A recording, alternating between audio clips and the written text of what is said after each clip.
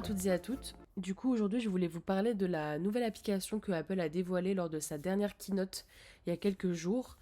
Donc, du coup, c'est l'application Journal qui va tout simplement être une application de journal intime pour l'utilisateur depuis son iPhone. C'est une application qui est disponible dans la première bêta d'iOS 17.2.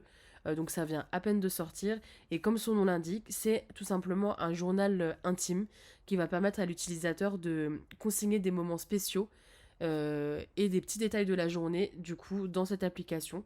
Ça va se baser sur les données déjà existantes de l'iPhone, que ce soit par exemple les photos, ça peut être lié directement à Apple Music, donc du coup, ça peut être les musiques que vous écoutez, directement aussi sur Safari.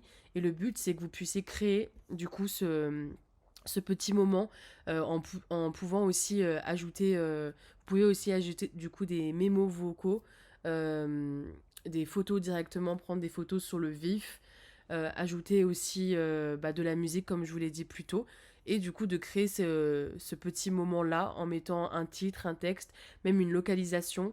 euh, Ici, on voit par exemple que même les pas, du coup, depuis l'application santé, sont même joints directement dedans. Et donc, différents éléments qui permettent de constituer un souvenir, finalement. Ce qui est intéressant aussi, c'est que l'application, elle est utilisée, on peut l'utiliser avec de l'intelligence artificielle, où il y a des prompts, du coup, qui sont poussés à différents moments dans l'application. Et du coup, ça va pousser à l'inspiration et pour éviter donc le syndrome de la page blanche. Du coup, comme un journal intime, c'est basé vraiment sur le privé. Ça va pas être une application où on peut partager du coup à des amis. Il va falloir avoir un code du coup pour rentrer dans l'application ou sinon directement avec Face ID. Mais du coup, lors de la création du souvenir, on va avoir ces prompts-là qui vont nous pousser à l'inspiration. Bah là, typiquement, là, c'est pas un prompt, mais c'est plus du coup de l'UX Writing qui va nous aider à écrire.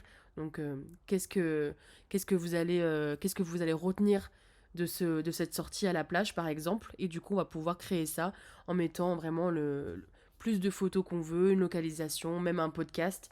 Donc voilà ce que j'ai trouvé super intéressant dans cette nouvelle application proposée par Apple. Merci beaucoup.